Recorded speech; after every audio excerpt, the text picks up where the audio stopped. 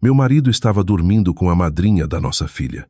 Então, peguei minha pequena menina e saí de Curitiba no meio da noite. Menos de 24 horas depois, um estranho olhou para minha filha dentro de uma lanchonete em Petrópolis e quase derrubou seu café. Então ele fez uma pergunta que destruiu tudo o que eu pensava saber sobre minha vida. Quantos anos ela tem? Quando olhei para ele, estava encarando o rosto do homem que eu enterrei 8 anos atrás. Às vezes a traição não chega como uma tempestade. Às vezes ela serve vinho na sua festa beneficente, beija a testa da sua filha e se chama de família. A noite em que peguei meu marido dormindo com a madrinha da nossa filha, pensei que meu casamento estava acabando. Eu não fazia ideia que minha vida inteira estava. A parte estranha é que, olhando agora, os sinais estavam lá por meses, talvez anos, flutuando silenciosamente abaixo da superfície, como rachaduras sob o gelo de um lago, visíveis apenas quando a luz batia no ângulo certo.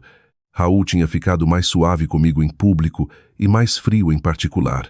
Ele me elogiava na frente dos vizinhos, depois me ignorava na nossa própria mesa de cozinha. Samara começou a vir com mais frequência, sempre com doces caros daquela padaria do centro, sempre se portando como uma mulher que fazia teste para uma vida que secretamente queria roubar.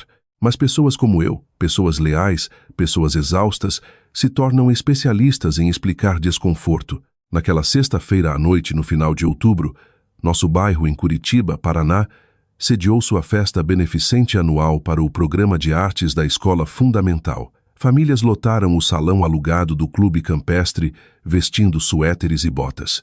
Garçons carregavam bandejas de mini salgados e champanhe barato, enquanto corretores de imóveis locais competiam para parecer generosos na frente de pessoas que secretamente julgavam. Raul adorava esses eventos. Ele sabia exatamente como se mover pela sala, como rir com uma mão no bolso, como fazer casais mais velhos confiarem nele em 30 segundos. Eu costumava admirar isso nele. Às 20h30, Lila tinha adormecido em uma cadeira perto do guarda-volumes com seu pequeno cardigã enrolado sob a bochecha. Eu me abaixei e afastei o cabelo de sua testa, sentindo aquela dor familiar que as mães carregam o medo constante de que a vida possa mudar enquanto sua filha ainda sonha pacificamente ao seu lado. Clara. Olhei para cima e vi Samara sorrindo para mim do outro lado do salão.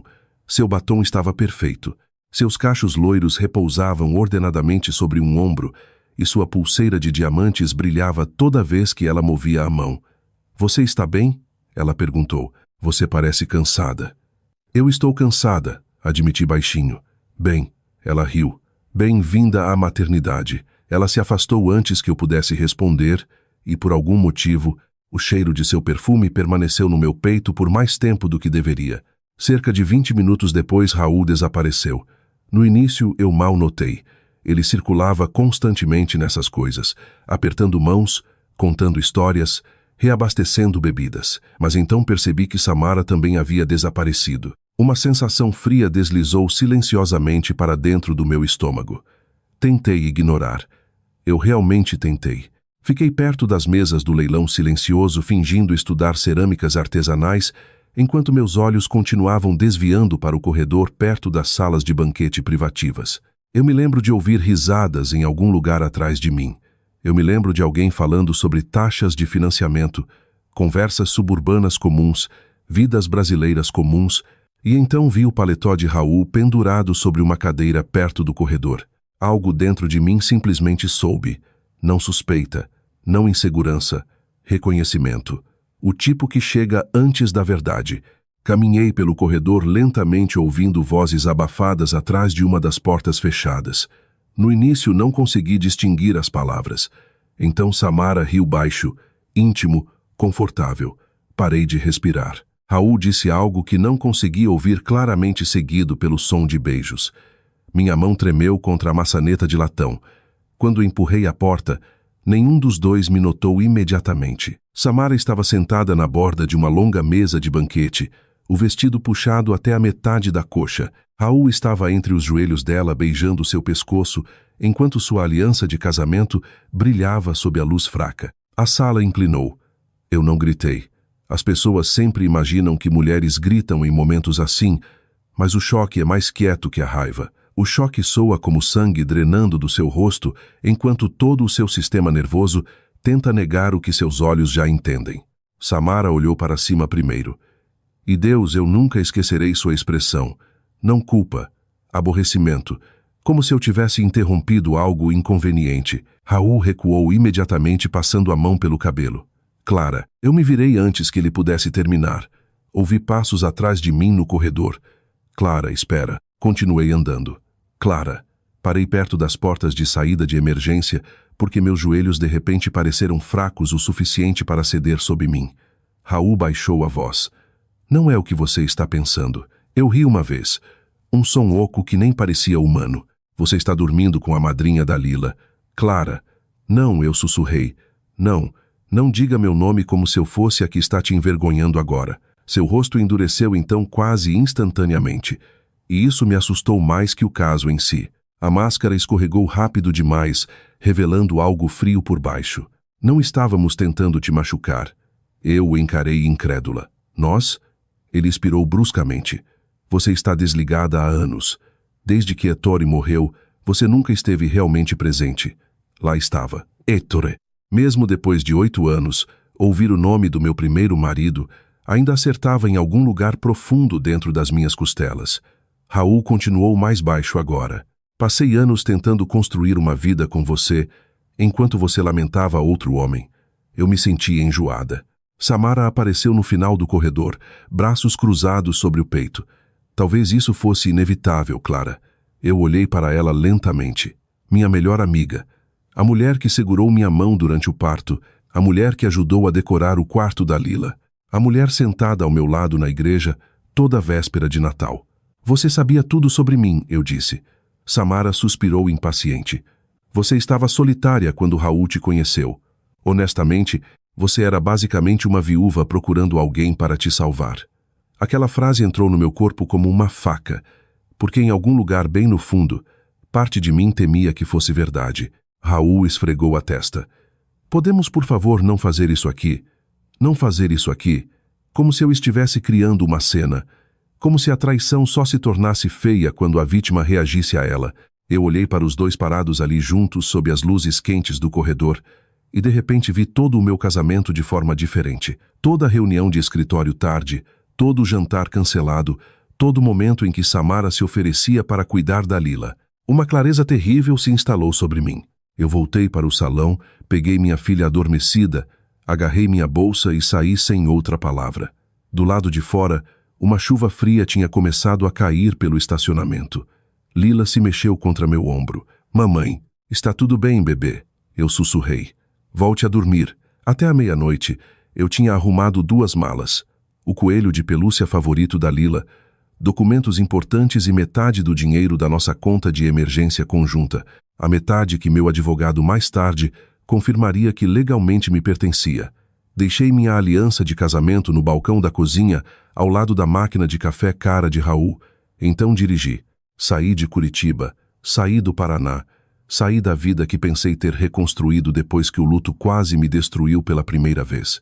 A rodovia se estendia infinitamente pela escuridão, enquanto Lila dormia no banco de trás sob um cobertor. Por volta das 4 da manhã, parei em um posto de gasolina em algum lugar no caminho.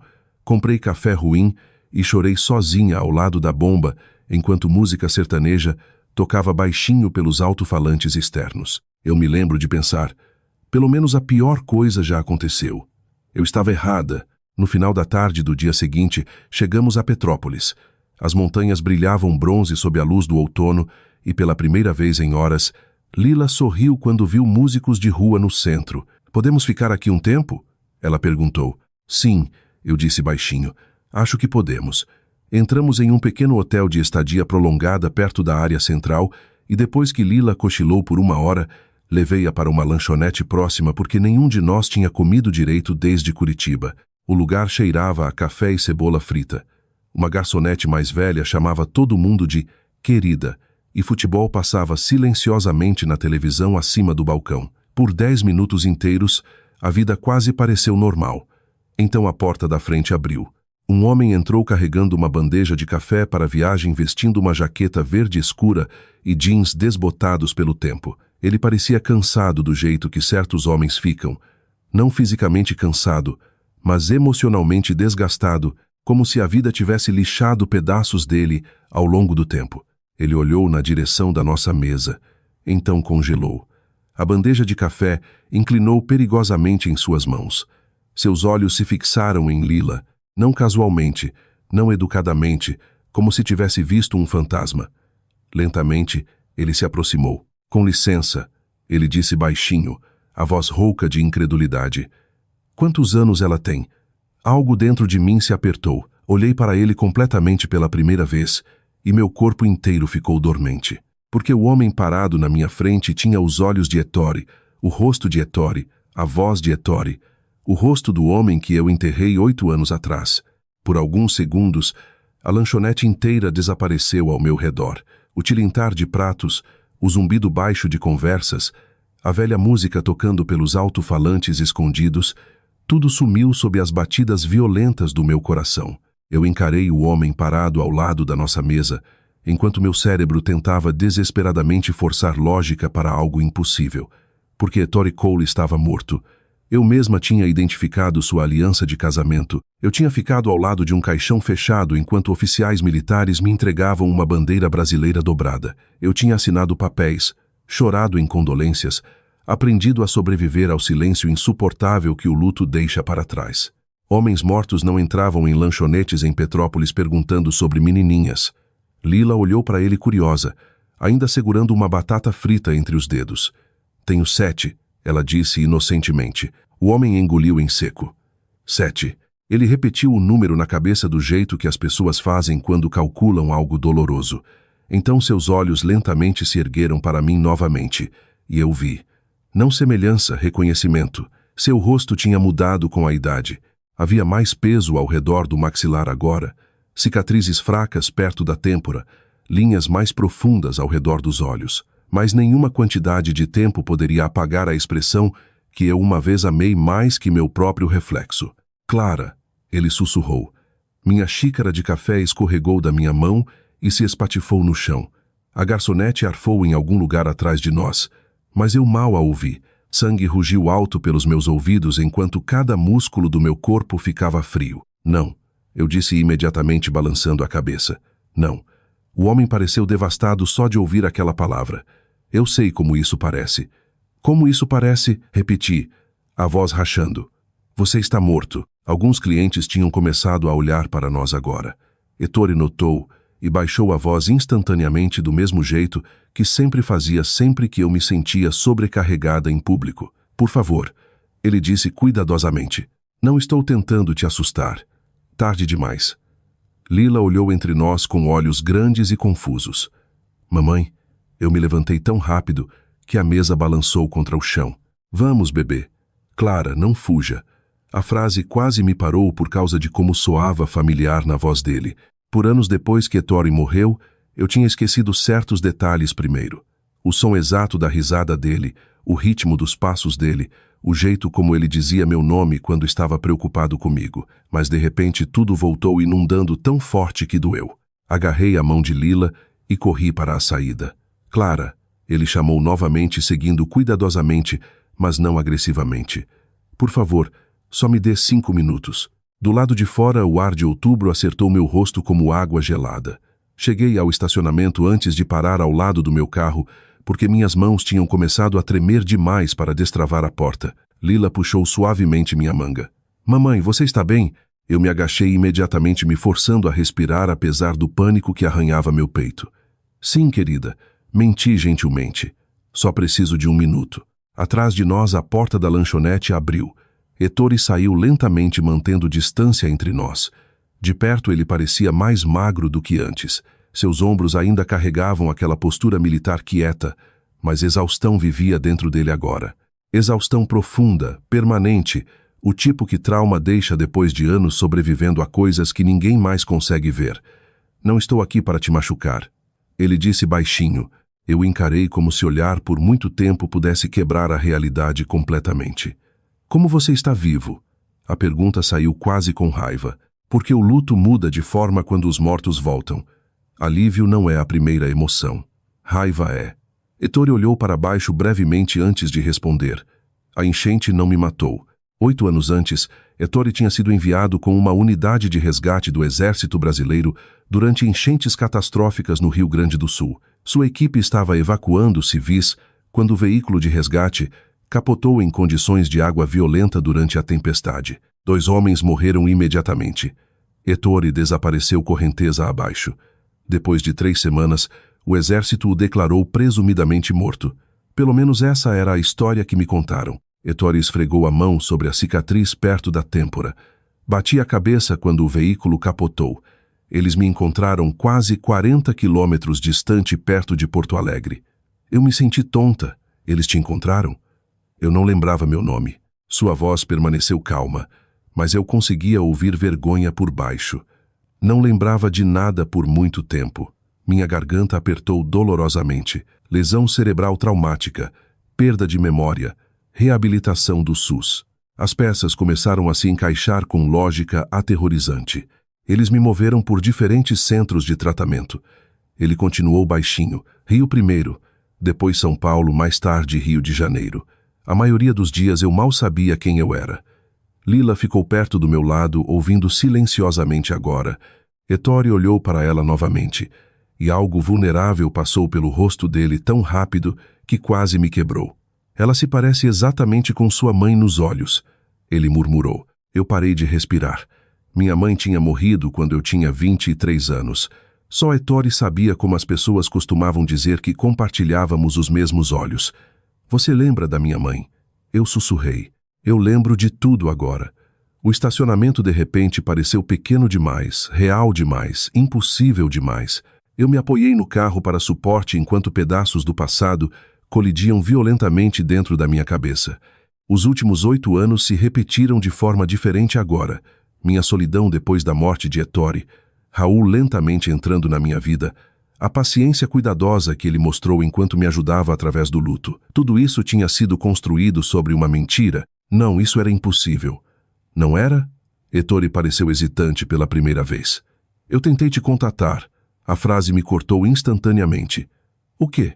Há alguns anos, ele disse. Depois que comecei a recuperar as memórias, eu balancei a cabeça imediatamente. Não, eu teria sabido. Eu liguei para seu número antigo. Meu estômago caiu. Uma expressão estranha cruzou o rosto de Ettore. Depois confusão misturada com desconforto. Um homem atendeu. Cada nervo no meu corpo ficou imóvel. Raul, ele disse que você tinha seguido em frente. Ettore continuou lentamente. Disse que reconectar destruiria sua vida. E honestamente, ele engoliu uma vez. Na época, eu ainda não estava estável. Eu acreditei nele. Frio se espalhou pelo meu peito. Quando foi isso? Cerca de 4 anos atrás. 4 anos. Raul e eu já estávamos casados naquela época. Eu encarei Ettore horrorizada. Você falou com meu marido. Eu não sabia que ele era seu marido. O mundo inclinou de lado. Memórias que eu tinha ignorado por anos de repente voltaram com clareza brutal. Raul me desencorajando de revisitar registros militares antigos. Raul insistindo que aconselhamento de luto importava mais que desenterrar fantasmas. Raul ficando estranhamente tenso toda vez que o nome de Ettore aparecia inesperadamente em conversa. Meu Deus! Ettore observou meu rosto cuidadosamente. Clara, o que há de errado? Eu mal consegui responder, porque uma possibilidade terrível tinha começado a se formar dentro da minha mente. E uma vez que certas verdades entram no seu corpo, você não consegue forçá-las de volta. O que exatamente Raul te disse? Ettore hesitou. Que você finalmente encontrou paz, ele disse baixinho. Que você tinha uma filha e uma nova vida, e ouvir de mim só reabriria feridas antigas. Lila puxou minha manga gentilmente. Mamãe. Eu olhei para o rosto doce dela, depois de volta para Ettore parado sob a luz desbotada das montanhas. Raul sabia.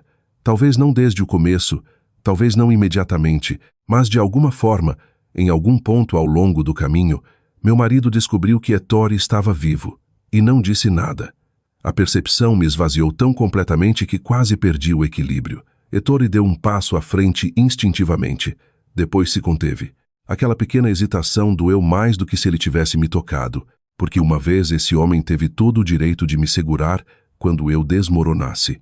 Agora éramos estranhos parados em um estacionamento com 8 anos de vida roubada enterrados entre nós. Um vento frio moveu pelas montanhas. Finalmente Ettore falou novamente. Tem mais que você não sabe. Eu olhei para cima lentamente, e pela primeira vez desde que o vi novamente, o medo superou o choque, porque algo na voz dele me disse que meu casamento não estava simplesmente quebrado. Tinha sido construído sobre algo podre desde o início. Aquela noite, depois que finalmente consegui Lila dormindo no pequeno quarto de hotel, fiquei sozinha no banheiro com o chuveiro ligado só para cobrir o som do meu choro. Não choro alto, o tipo perigoso, luto silencioso, tremendo que parece menos emoção e mais como seu corpo fisicamente rejeitando a realidade. Sentei na tampa fechada do vaso sanitário encarando minha aliança de casamento por quase 20 minutos antes de finalmente tirar. Lá do dedo. A indentação pálida que deixou para trás parecia estranhamente permanente como prova de quanto tempo eu tinha usado uma mentira sem perceber. Do lado de fora da porta do banheiro eu conseguia ouvir Lila respirando suavemente na cama. 7 anos. 7 anos de histórias na hora de dormir, festas de aniversário, buscas na escola, joelhos ralados, manhãs de Natal, tudo conectado a um homem que pode ter construído nossa vida inteira sobre engano. Pressionei as 2 mãos sobre o rosto, então fiz algo que não fazia há anos. Abri a pasta antiga de arquivos militares no meu laptop. Por muito tempo depois da morte presumida de Ettore, eu tinha obcecado sobre cada relatório conectado à operação de resgate da enchente no Rio Grande do Sul. Depois, eventualmente, a sobrevivência me forçou a parar. Conselheiros de luto chamam isso de desapego funcional, o ponto onde o luto se torna exaustivo demais para continuar diariamente. Raul tinha encorajado esse processo. Agora a memória do encorajamento dele me deixava enjoada. Você não pode ficar presa no passado para sempre, Clara. Olhar para aqueles arquivos está te machucando. Ettore não ia querer que você se destruísse. Na época, as palavras dele soavam compassivas. Agora soavam estratégicas. Passei horas vasculhando e-mails antigos, correspondência arquivada, documentos de seguro, notificações militares e pastas digitais esquecidas que eu não abria desde que Lila era bebê. Por volta das 2h30 da manhã, a exaustão embaçou minha visão. Mas continuei, porque o instinto tinha tomado controle completo então. Em algum lugar bem dentro de mim, eu já sabia o que ia encontrar. Só precisava de prova forte o suficiente para sobreviver a isso. Às 3h11 da manhã, encontrei a primeira rachadura, um e-mail de 4 anos antes. Remetente Ettore Cole. Assunto: Clara, se isso te alcançar. Meu pulso parou. A mensagem nunca tinha aparecido na minha caixa de entrada porque Raul tinha redirecionado certas contas arquivadas depois que nos casamos. O e-mail tinha sido automaticamente encaminhado para uma pasta antiga conectada a configurações compartilhadas da casa que eu mal entendia na época. Minhas mãos tremeram violentamente enquanto eu abria. Clara, não sei se ouvir de mim vai te machucar ou te ajudar. Honestamente, eu ainda não entendo completamente o que aconteceu comigo. Alguns dias minhas memórias voltam claramente. Outros dias parece que estou lendo a vida de outra pessoa de longe. Mas eu lembro de você. Eu lembro da sua risada. Eu lembro de Curitiba no inverno. Eu lembro de prometer que voltaria para casa. Um homem atendeu seu número. Ele disse que você reconstruiu sua vida e me pediu para não te contatar novamente. Estou tentando respeitar isso. Só precisava saber que você estava bem. Me desculpe por tudo. Ettore. O carimbo de data e hora mostrava que Raul tinha aberto a mensagem 27 minutos depois que chegou. Eu me senti fisicamente doente. Não porque Ettore escreveu, porque Raul nunca me contou. Ele leu aquelas palavras. Ele sabia que meu marido estava vivo. Então enterrou a verdade e subiu no lugar de Ettore ao meu lado. Um som escapou da minha garganta. Pequeno, quebrado, humilhado. Eu me lembrei de Raul me segurando depois de pesadelos. Raul ajudando Lila a aprender a andar. Raul beijando minha testa na igreja, enquanto as pessoas admiravam que marido devotado ele era. Tudo enquanto sabia. Continuei cavando. Ao nascer do sol, a forma completa da traição tinha começado a emergir peça por peça, mais feia do que qualquer coisa que eu pudesse imaginar. Raul tinha contatado administradores do exército diretamente depois que Ettore ressurgiu no sistema. Ele se apresentou como cônjuge protetor, preocupado com minha estabilidade emocional insistindo que reconectar com Heitor poderia desencadear regressão psicológica grave depois de anos de recuperação de luto. Ele usou linguagem de terapia, linguagem clínica. Pessoas manipuladoras sempre aprendem qualquer vocabulário que dê poder a elas. Havia e-mails, registros de telefonemas, até uma mensagem onde Raul descrevia Ettore como confuso e potencialmente delirante. Eu encarei aquela frase por um longo tempo. A crueldade dela se instalou lentamente dentro de mim. Ettore tinha passado anos lutando para voltar do trauma e perda de memória, só para outro homem silenciosamente apagá-lo novamente. E a pior parte, Raul não fez isso porque me amava demais para me perder. Ele fez porque queria a vida de Ettore. Por volta das 7h30 daquela manhã, houve uma batida suave na porta do meu quarto de hotel. Eu quase ignorei. Então olhei pelo olho mágico e vi Ettore parado ali segurando uma sacola de papel com sanduíches de café da manhã e café. Por um segundo irracional, quase explodi em lágrimas pela pura familiaridade. Ettore sempre trazia café da manhã depois de noites difíceis. Sempre. Abri a porta lentamente. Você não precisa me deixar entrar, ele disse cuidadosamente. Só pensei que Lila poderia estar com fome. A cautela dele comigo doía de jeitos que eu não conseguia explicar. Eu sussurrei. Ele entrou silenciosamente enquanto Lila permanecia adormecida sob cobertores embolados. A luz da manhã derramava pelas cortinas finas do hotel, pintando ouro pálido no rosto de Ettore. De perto, as mudanças nele ficavam ainda mais claras. Cicatrizes antigas, exaustão sob os olhos, a postura de alguém que tinha passado anos aprendendo a existir novamente. Mas ele ainda se movia como Heitor. Ainda dobrava guardanapos ordenadamente. Ainda olhava instintivamente para Lila antes de sentar. Ainda carregava gentileza como segunda natureza. Aquela percepção quase me destruiu mais que a traição em si. Porque Raul passou anos fingindo ser um bom homem. Ettore simplesmente era um. Encontrei os e-mails, eu disse finalmente. Ettore baixou os olhos. Me desculpe. Não, eu sussurrei imediatamente. Não se desculpe por sobreviver. Silêncio se instalou entre nós. Pesado, complicado, transbordando com anos que nenhum de nós conseguia recuperar. Finalmente, fiz a pergunta que me assombrava desde a lanchonete. Por que você não continuou tentando me contatar? Dor piscou no rosto dele. Na época eu mal confiava na minha própria mente, ele admitiu baixinho. Seu marido soava convincente. Ele disse que você finalmente tinha curado. Disse que ouvir de mim destruiria seu casamento e confundiria sua filha. Minha filha. A frase de repente pareceu instável. Não porque Raul algum dia tivesse amado Lila. Eu acredito que de algum jeito complicado ele provavelmente amou. Mas porque a fundação sob nossa família tinha rachado completamente. Ettore olhou para Lila dormindo suavemente do outro lado do quarto. Quantos anos você tinha quando ela nasceu? Ele perguntou gentilmente. 3 meses depois que Raul e eu nos casamos. Seu maxilar apertou quase invisivelmente. Ela tem seus olhos. Eu sussurrei rapidamente antes que o silêncio pudesse se tornar perigoso. Ettore olhou para suas mãos. Eu soube no segundo em que a vi. Uma dor estranha moveu pelo meu peito então porque, apesar de tudo, apesar da situação impossível ao nosso redor, não havia ganância na reação de Ettore. Nenhuma raiva territorial, nenhuma exigência. Só luto. O luto de um homem percebendo que 7 anos de paternidade tinham sido roubados dele antes mesmo que soubesse que tinha uma filha. Meu telefone de repente vibrou contra a mesa. Raul, novamente, 23 chamadas perdidas, 14 mensagens de texto. Clara, por favor me atenda. Você está exagerando. Você não entende a história completa. Precisamos conversar antes que alguém te manipule. Manipule a mim. Eu ri amargamente baixinho. Então outra mensagem chegou. Eu sei que você o encontrou. Ettore viu meu rosto mudar imediatamente. O que é? Eu entreguei o telefone silenciosamente. Ele leu a mensagem uma vez e ficou completamente imóvel. Não com raiva. Pior, preparado. Como um homem reconhecendo um perigo que já esperava. Ele vai vir para cá. Ettore disse baixinho. Medo subiu pela minha espinha. Por quê? Ettore olhou diretamente para mim então. E nos olhos dele, pela primeira vez, vi algo mais escuro que coração partido.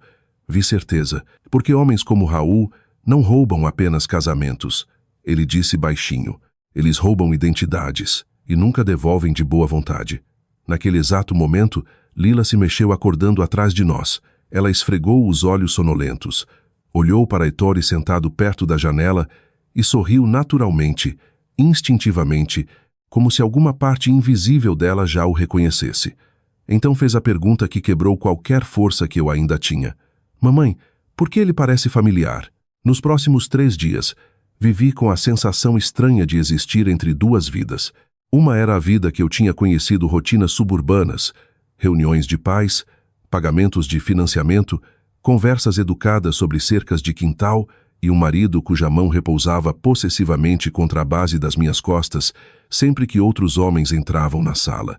A outra era a verdade. E a verdade, eu estava começando a entender, muda a temperatura de tudo ao seu redor. Eu notei em pequenas coisas primeiro. Com que frequência Raul usava culpa em vez de honestidade. Como ele controlava a informação cuidadosamente. Como naturalmente desviava a culpa para outras pessoas sempre que consequências se aproximavam. Uma vez que você vê manipulação claramente, não consegue mais desver. Na manhã de segunda-feira, Raul tinha nos rastreado até Petrópolis. Eu soube antes mesmo que ele batesse. Existem certos passos que seu sistema nervoso memoriza depois de anos de casamento. E quando ouvi os sapatos dele do lado de fora da porta do hotel, cada músculo do meu corpo se apertou automaticamente. Lila olhou para cima do seu livro de colorir. Papai, eu me forcei a ficar calma. Fique dentro do quarto para mim, tá, querida? Seu rostinho caiu ligeiramente, mas ela assentiu. Então abri a porta. Raul estava parado ali vestindo jeans escuros e o casaco de lã azul marinho que eu comprei para ele 2 natais atrás. Ele parecia exausto, barba por fazer no maxilar, olhos injetados de falta de sono. Mas mesmo então, mesmo parado do lado de fora do meu quarto de hotel depois de destruir nosso casamento, ele ainda parecia composto o suficiente para vender confiança para viver. Esse era o dom de Raul. Ele sabia como parecer razoável. Clara, ele respirou. Cruzei os braços firmemente sobre o peito. Como você nos encontrou? Você usou o cartão de crédito conjunto para o hotel. Claro que eu tinha. Outro erro. Raul olhou instintivamente além de mim, provavelmente procurando sinais de Ettore. Quando não o viu imediatamente, seus ombros relaxaram ligeiramente. Aquela pequena reação me disse tudo. Você sabia? Eu disse baixinho. Raul fechou os olhos brevemente. Posso entrar? Não. Um lampejo de irritação cruzou o rosto dele antes de desaparecer sob calma praticada.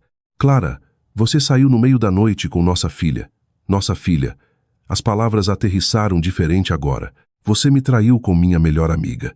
Foi um erro. Eu o encarei incrédula. Um erro é esquecer leite no mercado, Raul. Seu maxilar apertou. Tudo bem. Ele retrucou baixinho. Eu estraguei tudo, mas fugir assim é loucura. Loucura. Lá estava. A mesma linguagem que ele usou naqueles e-mails sobre Ettore. Desacreditar, desestabilizar, controlar. Eu de repente percebi que Raul abordava todo o relacionamento como um argumento de tribunal, não emocionalmente, mas estrategicamente.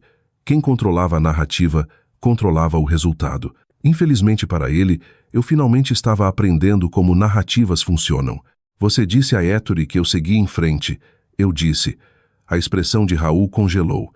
Pela primeira vez, desde que chegou, pânico genuíno piscou no rosto dele.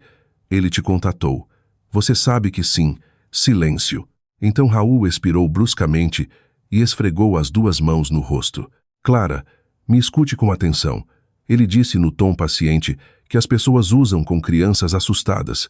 Quando Ettore ressurgiu, ele estava instável. Os médicos do exército admitiram que ele tinha problemas graves de memória. Então você decidiu por mim. Eu te protegi. A audácia daquela frase quase me fez rir. Você se protegeu. Raul deu um passo mais perto instintivamente. Você mal estava sobrevivendo quando te conheci. Você lembra disso? Você não conseguia dormir? Você não conseguia funcionar. Metade do tempo você andava como um fantasma. Sua voz suavizou perigosamente. Eu reconstruí sua vida. Não, eu sussurrei. Você entrou na vida de uma mulher quebrada e se certificou de que ela permanecesse dependente de você. Isso o acertou. Eu vi imediatamente, porque homens narcisistas conseguem sobreviver sendo chamados de cruéis. conseguem sobreviver sendo odiados, mas não conseguem sobreviver sendo vistos com precisão. A compostura de Raul rachou por um breve segundo antes de voltar ao lugar. Você acha que Ettore é algum tipo de herói? Ele perguntou amargamente. Você não faz ideia de como foram aqueles anos. Ele estava danificado. E o que você é? O silêncio entre nós ficou afiado. Então, de dentro do quarto, a voz de Lila flutuou suavemente para a porta. Mamãe. Raul imediatamente mudou de expressão, suavizando o calor de volta para o rosto, antes que ela pudesse aparecer. Foi tão automático, tão ensaiado, que meu estômago se revirou. Lila entrou cautelosamente na vista, segurando seu coelho de pelúcia. Raul sorriu. Ei, Buguinho. Ela hesitou, só ligeiramente, mas o suficiente para ele notar. Crianças sentem a verdade antes dos adultos. Senti sua falta, ele disse gentilmente. Lila olhou para o carpete. Os olhos de Raul escureceram por meio segundo. Então outra voz falou atrás dele. Ela não te deve conforto agora. Raul se virou instantaneamente. Ettore estava na ponta do corredor externo carregando sacolas de supermercado, sua expressão calma mas ilegível. Tudo mudou no momento em que os dois homens se olharam, não alto, não dramaticamente, silenciosamente, como duas versões da mesma vida finalmente paradas cara a cara. Raul riu uma vez baixinho, inacreditável. Ettore caminhou mais perto, lentamente colocando as sacolas de supermercado perto da porta antes de olhar diretamente para mim. Você está bem? A pergunta era simples, mas Raul notou o que importava imediatamente. Ettore perguntou sem controlar, sem performar, sem esperar nada em troca. Raul se endireitou. Você deveria ir embora. Ettore o ignorou completamente e manteve a atenção em Lila em vez disso. Eu trouxe waffles de mirtilo, ele disse baixinho, do tipo congelado que você gosta. Lila piscou surpresa. Como você sabe que eu gosto desses? Ettore sorriu levemente. Palpite de sorte. O rosto de Raul endureceu. Aquele foi o momento em que ele realmente entendeu que estava perdendo o controle. Não porque Ettore voltou, porque Lila já se sentia segura perto dele. As pessoas subestimam crianças constantemente, mas crianças sabem quando o afeto é condicional. Sabem quando o amor parece pesado em vez de pacífico. Raul deu um passo em direção a Ettore. Você precisa parar de se inserir na minha família. Ettore finalmente olhou diretamente para ele. E Deus, o contraste entre eles se tornou dolorosamente óbvio. Raul parecia polido, controlado, afiado nas bordas. Ettore parecia cansado, cicatrizado, profundamente humano. Você já se inseriu na minha, Ettore disse baixinho. As palavras aterrissaram como um tiro. A máscara de Raul escorregou completamente então. Você acha que pode voltar para a vida dela depois de 8 anos? Ele sibilou. Você acha que sobreviver automaticamente te torna algum herói trágico? Não, Ettore respondeu calmamente. Mas mentir para uma mulher enlutada por quase uma década definitivamente te torna algo. Por um segundo eu honestamente pensei que Raul poderia bater nele. Em vez disso, Raul se virou para mim com desespero, finalmente superando o charme. Clara, por favor, ele disse. Você me conhece. Eu conhecia. Esse era o problema. Eu sabia como ele usava a culpa como arma, como manipulava a simpatia, como estudava pessoas vulneráveis e lentamente se posicionava como indispensável. E de repente lembrei de algo que tinha enterrado anos atrás. A noite em que Raul me beijou pela primeira vez, eu chorei depois porque me senti culpada por seguir em frente de Ettore. Raul segurou meu rosto gentilmente e sussurrou. Você merece parar de sofrer. Na época soou compassivo. Agora soou calculado. Meu peito doeu de humilhação. Quantos momentos no nosso casamento foram reais? Quantos foram engenhados? Raul viu a resposta se formando no meu rosto e entrou em pânico completo. Samara não significou nada, ele soltou.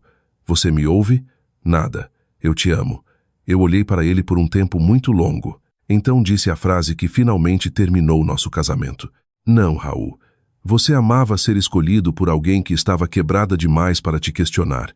Ele ficou completamente imóvel, e pela primeira vez em anos, observei um homem manipulador perceber que não controlava mais a história. 3 semanas depois, a audiência de custódia começou. Até então, meu advogado tinha descoberto tudo. As comunicações interceptadas, os e-mails redirecionados, a decepção financeira envolvendo o acordo de morte de Ettore Evidências do caso de Raul com Samara durante aconselhamento matrimonial ativo. Raul chegou vestindo um terno cinza caro e a expressão de um homem ainda esperando que performance pudesse salvá-lo. Mas a verdade já tinha escapado da jaula. Perto do fim da audiência, o juiz perguntou se Lila desejava falar privadamente com o especialista em crianças nomeado pelo tribunal. Lila assentiu nervosamente. A sala amoleceu imediatamente quando ela entrou, sapatos pequenos, cardigã minúsculo, apertando seu coelho de pelúcia contra o peito. O especialista perguntou gentilmente: "Você se sente segura com ambos os pais?" Lila olhou para mim primeiro, depois para Raul. Finalmente sussurrou: "Mamãe chora no banheiro para eu não ouvir." O tribunal ficou em silêncio. O rosto de Raul perdeu a cor. Então Lila olhou para Ettore sentado quietamente na fileira de trás. "E na honestidade inocente que só crianças possuem," ela disse, "e ele se parece comigo mais que o papai." Ninguém falou depois disso, porque às vezes a verdade chega suave o suficiente para destruir tudo. A coisa estranha sobre vingança é que na vida real raramente parece triunfante no momento. Filmes ensinam às pessoas que justiça chega como fogos de artifício, discursos dramáticos, portas batidas, humilhação pública, inimigos colapsando sob o peso da própria crueldade. Mas vingança real, o tipo que realmente muda uma vida, é muito mais quieta. É sentar em silêncio uma manhã e perceber que a pessoa que te manipulou não controla mais suas emoções. É paz. E paz depois de anos de exaustão psicológica parece quase sagrada. O inverno chegou lentamente em Petrópolis. As montanhas ficaram prateadas sob geada, cafeterias se encheram de turistas usando cachecóis que não precisavam realmente. E pela primeira vez em quase uma década, comecei a acordar sem pavor sentado no meu peito. Nem toda manhã. A cura não é linear. Alguns dias eu ainda acordava confusa, estendendo a mão para o lado vazio da cama, antes de lembrar que Raul tinha ido embora. Outras manhãs, o luto voltava inesperadamente. Não luto pelo casamento em si, mas luto pelos anos que perdi dentro dele. Essa foi a parte mais difícil de perdoar. Tempo. Você pode recuperar dinheiro, reconstruir confiança, até sobreviver à traição, mas tempo só se move em uma direção. A decisão de custódia foi finalizada 2 meses depois da audiência. O juiz não tirou Raul completamente da vida de Lila. Tribunal de família no Brasil raramente funciona assim, a menos que o perigo seja extremo. Mas a decisão favoreceu fortemente a mim depois que evidências de manipulação, infidelidade e decepção financeira surgiram. Raul recebeu direitos de visitação limitados pendentes de aconselhamento obrigatório e avaliação adicional. Quando a decisão foi lida em voz alta, Raul pareceu menor de alguma forma, não derrotado, só exposto. E exposição muda as pessoas, especialmente homens que passaram a vida construindo cuidadosamente admiração. Samara desapareceu das nossas vidas quase imediatamente depois da audiência. Seu círculo social colapsou primeiro.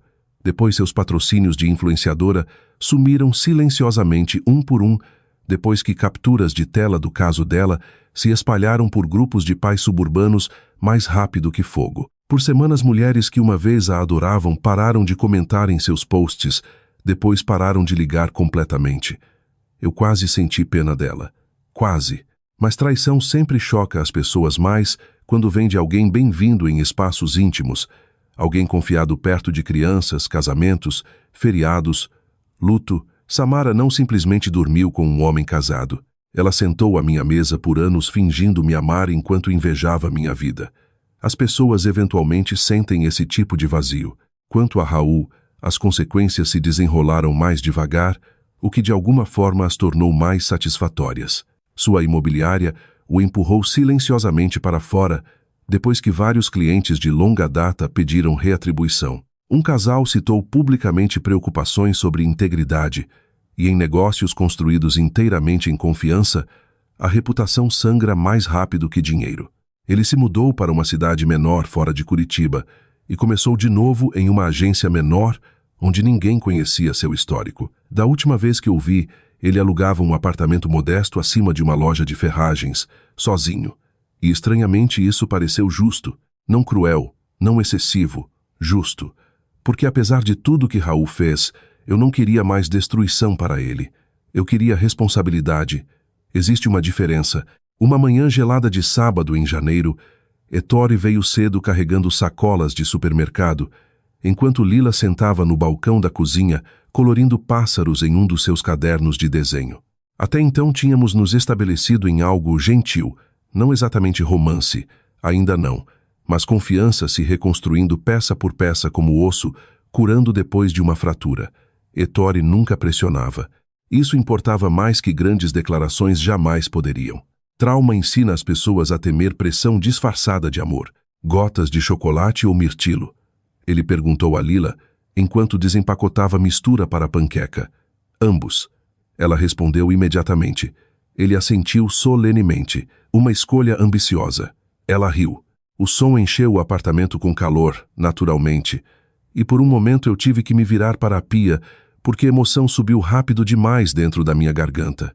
Ettore notou mesmo assim. Ele sempre notava. Você está bem? Ele perguntou baixinho. Eu assenti uma vez. Sim, mas a verdade era mais complicada. Observar, com Lila doía às vezes porque alegria e luto existiam juntos agora. Todo momento pequeno carregava sombras invisíveis atrás dele. Primeiros aniversários perdidos, primeiros passos perdidos, primeiros dias de escola que ele nunca testemunhou, 7 anos roubados. E ainda Ettore nunca falava amargamente perto de Lila, nenhuma vez. Isso sozinho me disse mais sobre o caráter dele do que qualquer outra coisa jamais poderia. Mais tarde naquela tarde, enquanto Lila cochilava no sofá sob um cobertor, Ettore e eu sentamos na varanda do apartamento olhando as montanhas cinzentas de inverno. Ar frio flutuava entre nós. Finalmente, depois de um longo silêncio, fiz a pergunta que vivia dentro de mim por semanas. Você me odeia? Ettore pareceu atordoado. Clara, você voltou. Eu sussurrei. E eu construí uma vida inteira com outra pessoa. Dor cruzou o rosto dele então, profunda e honesta. Eu odeio o que aconteceu conosco. Ele disse baixinho. Mas nunca te odiei. Olhei para minhas mãos. Eu deveria ter procurado respostas com mais força. Não. Ele disse firmemente. Você confiou em alguém que amava. Isso não é crime. Lágrimas queimaram de repente atrás dos meus olhos, porque pessoas manipuladoras te condicionam a acreditar que sua confiança foi estupidez em vez de humanidade. Ettore se recostou lentamente na cadeira. Sabe qual foi a pior parte? Ele perguntou depois de um tempo. O quê? Quando minha memória começou a voltar, eu ficava pensando em casa. Sua voz ficou rouca ligeiramente. E toda vez que imaginava você, eu esperava que você estivesse feliz, mesmo que não fosse comigo. Isso quase me quebrou. Porque Raul passou anos me convencendo que amor significava posse. Mas amor real, sentado quietamente ao meu lado na luz do sol de inverno, não pedia nada exceto honestidade. Um mês depois, visitei a marcação memorial de Ettore sozinha. O cemitério militar fora de Curitiba parecia exatamente o mesmo de anos atrás. Fileiras de pedras brancas sob céus pálidos, bandeiras tremendo suavemente no vento frio. Fiquei ali por um longo tempo, não lamentando Ettore mais, lamentando a versão de mim enterrada ao lado daquela pedra. A mulher que acreditava que sobreviver à dor significava aceitar menos amor do que merecia. A mulher que confundiu controle com estabilidade. A mulher que parou de questionar coisas porque exaustão parecia mais segura que incerteza. Finalmente, toquei a borda fria da marcação gentilmente. Então sussurrei a Deus. Não para Ettore, para ela. Na primavera, Lila tinha se ajustado completamente à nossa nova vida em Petrópolis. Ela amava sua nova escola, amava as trilhas nas montanhas, amava manhãs de sábado com Ettore fazendo panquecas terríveis fingindo queimá-las de propósito.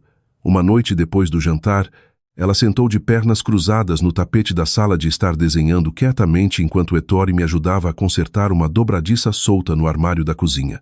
Doméstico, comum, pacífico, o tipo de paz que uma vez pensei que só pertencia a outras pessoas. De repente, Lila olhou para cima do seu caderno de desenho. Ei, Ettore. Ele sorriu automaticamente ao som da voz dela. Sim, garota. Ela hesitou. Então, bem baixinho, perguntou. Você vai ficar dessa vez? A sala ficou completamente imóvel. Ettore lentamente colocou a chave de fenda para baixo. Eu observei emoção passar pelo rosto dele. Luto, amor, arrependimento, esperança, todos colidindo de uma vez sob a luz quente da cozinha.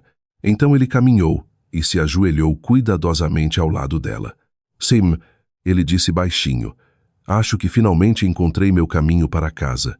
Lila envolveu os braços ao redor do pescoço dele imediatamente. E enquanto eu estava ali observando eles se abraçarem, uma verdade se instalou gentilmente no meu coração por fim. A maior vingança não é fazer alguém sofrer do jeito que te fizeram sofrer. É construir uma vida tão honesta, tão pacífica e tão cheia de amor que a traição deles não tem mais o poder de te definir. Se esta história tocou seu coração, tome um momento para refletir sobre as pessoas em quem você confia e as pessoas que realmente merecem essa confiança através de honestidade, não performance. E se você acredita que cura é possível mesmo depois de traição, não esqueça de curtir, compartilhar e se inscrever para mais histórias que nos lembram o quão forte o coração humano pode ser.